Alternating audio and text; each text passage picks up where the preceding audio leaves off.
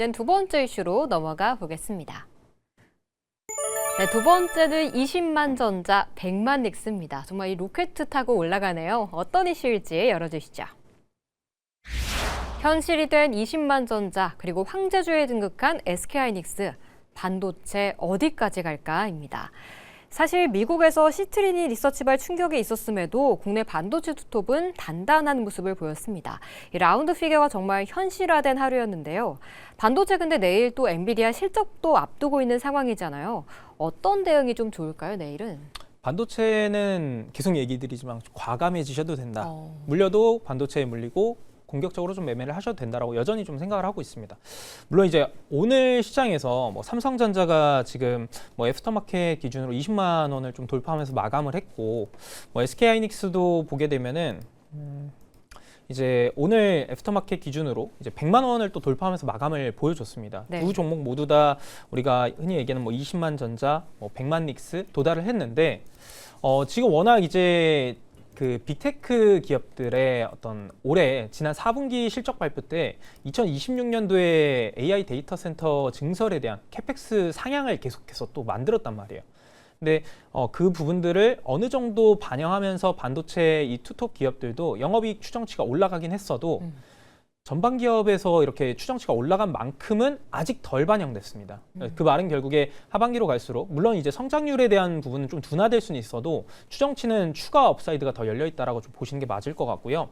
그래서 제가 또 하나 뭐 표를 보여드리면은 올해 이제 예상되는 반도체 시장에 대한 뭐 그 규모인데 2026년도가 역대 유례 없는 수준의 뭐 캐파가 좀 만들어지는 전망이 나와주고 있습니다. 이게 과거에 한 2017년도, 18년도 이때 강하게 좀 올라갔을 때가 우리가 흔히 알고 있는 메모리 업체들의 초호황 국면이었었는데, 당시 이제 시장 캐파가 한 우리나라 돈으로 한 230조 정도가 됐었거든요. 근데 올해 예상되는 것만 하면은 거의 한 830조가 넘기 때문에 좀 4배 안 되는 수준으로 지금 시장이 늘어나고 있는 구간이에요. 그래서 지금 뭐 HBM부터 이런 첨단 반도체뿐만 아니라 이게 뭐 증설이나 전환 투자를 하면서 기존 레거시 반도체들도 병목 현상이 나오다 보니까 뭐 유례없는 이 초호황 국면은 계속 이어질 수 있기 때문에 뭐 반도체는 뭐 오늘 강하게 좀 올라서 내일장 쉰다.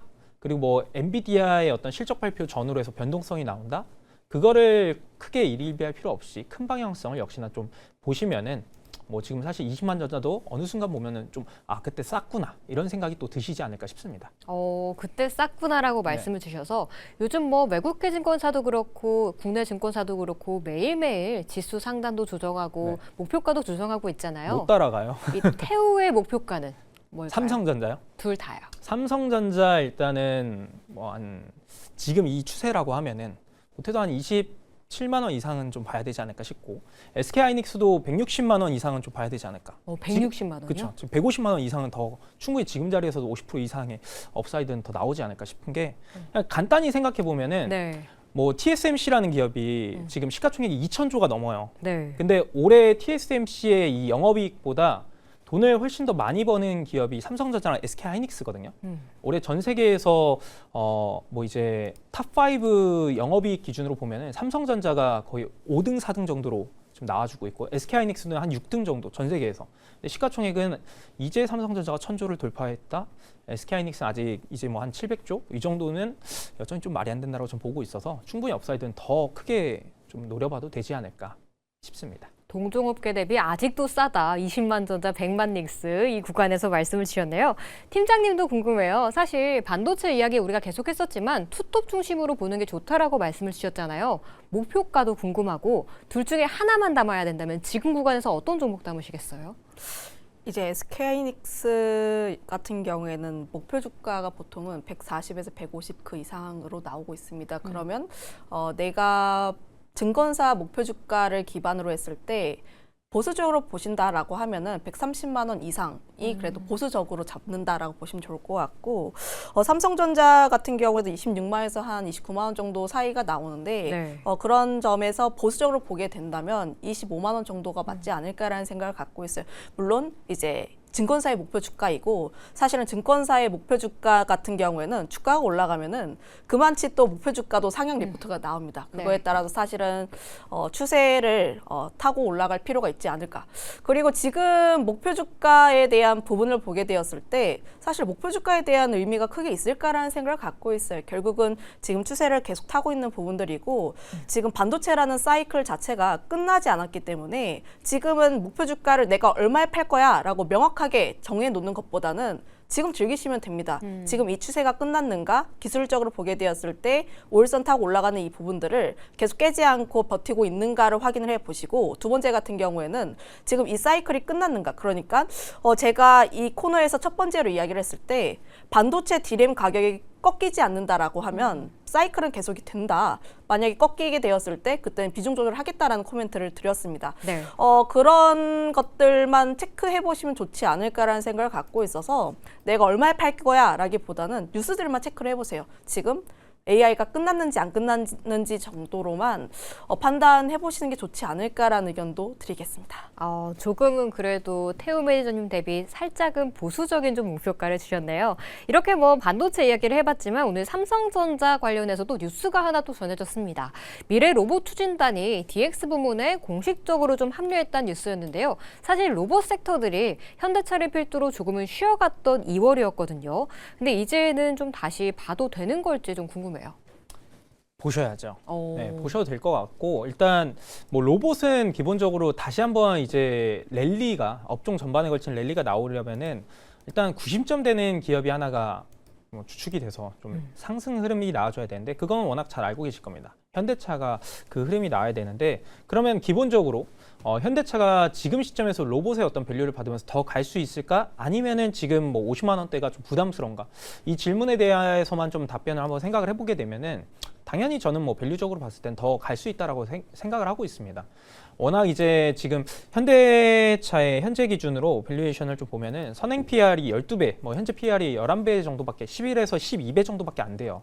이 수준이 어느 정도냐면은 글로벌 이제 거의 비슷한 수준의 어떤 시가총액을 가지고 있는 완성차 OEM 업체들의 평균 수준 정도밖에 안 된다라고 보시면 되는데 우리가 알고 있는 뭐 포드라든지 아니면은 뭐 도요타라든지 BMW 뭐 이런 기업들은 사실 이제 로봇이나 어떤 자율주행과 관련해서의 성장 모멘텀들이 현대차보단 떨어집니다.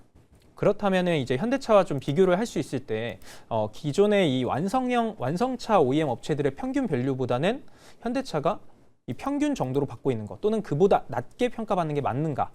이미 이제 로봇이라고 하는 현대차의 이 보스턴 다이내믹스의 이 아틀라스라고 하는 이 로봇 제품, 휴머노이드 로봇 제품이 일부 이제 구간에서는 테슬라의 이 옵티머스를 넘어서는 기술력도 좀 보여주고 있거든요.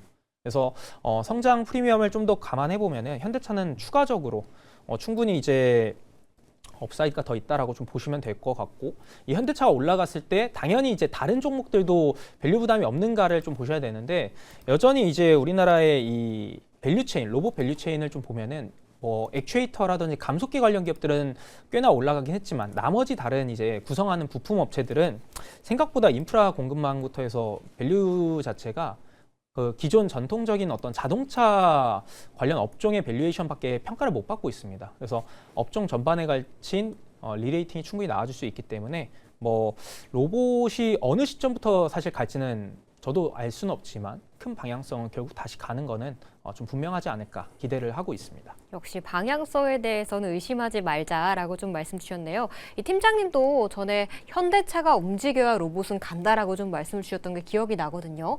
근데 오늘 뉴스를 보면 이 삼성전자 레인보우 로보틱스를 또 엮어볼 수도 있을 것 같은데 레인보우 로보틱스의 탄력만으로 로봇 섹터 전반을 이끌기에는 역부족인가요?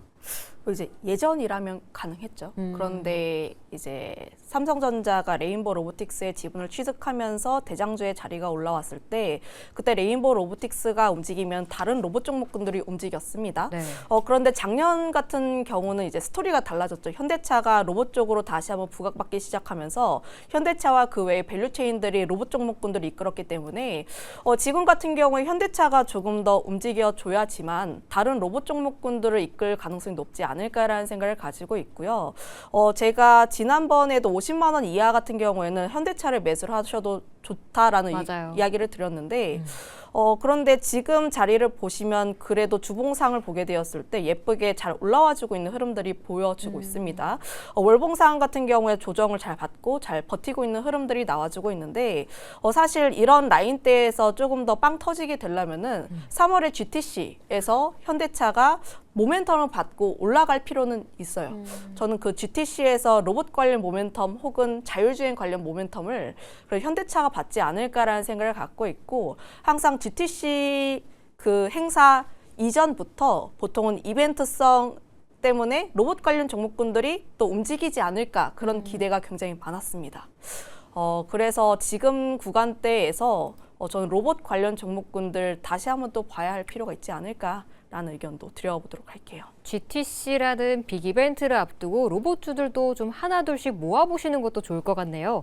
우리가 삼성전자, SK하이닉스에 또 환호하고 있었던 오늘 사실 삼성 SDI도 52주 신고가를 또 뚫어낸 하루이기도 했습니다. 2차 전지도 굉장히 호재가 이제 하나둘씩 들려오고 있거든요. 이제는 2차 전지 시간 다시 올 수 있을까요? 근데 에코프로 BM 같은 사실 코스닥 시총 상위 줄들만 올라가는 것 같아서 그 밑단에 있는 종목들까지는 언제 좀 힘받을까요?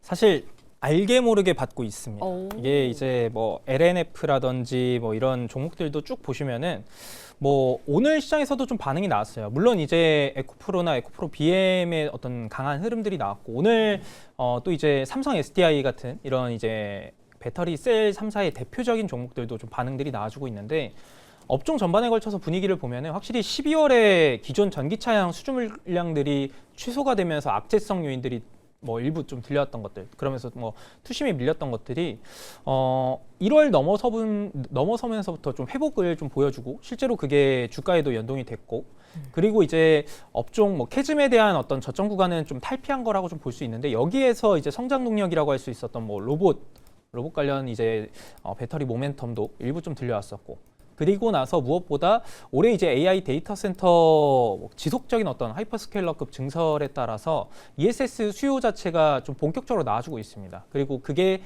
전기차 셀 업체들이 이 배터리 셀 업체들이 미국 내에서 전기차량 공장 라인을 ESS 라인으로 좀 체제 전환을 또 지난해부터 좀 시작을 했기 때문에 올해 수주 가시성도 좀 나와주고 있다는 측면에서는 뭐 2차 전지는 턴어라운드가 좀 맞다라고 좀 볼 수 있을 것 같고요. 이게 앞에서 말씀드렸던 가장 대표적인 종목들이 먼저 반응이 나왔다 보니까 그 다음에 이제 중대형주들이 뭐 LNF라든지 요즘은 또 뭐 대주전자재료나 뭐 코스모 신소재나 이런 것도 바닥에서 좀 올라오는 흐름들이 좀 들려오고 있습니다. 그래서 2차 전지는 뭐 지금 구간에서 또 코스닥에서의 가장 핵심 비중을 또 가지고 있는 업종 중에 하나이기 때문에 뭐 코스닥 활성화 정책의 자연스러운 ETF성 어떤 유동성에 대한 수급 유입을 고려해 본다면은 뭐 현재 덜 오른 2차 전지의 뭐 소형주보다는 뭐 중대형주급 이상의 그런 종목들 중심으로 접근은 굉장히 유리하다라고 좀 보셔도 될 것 같습니다. 네.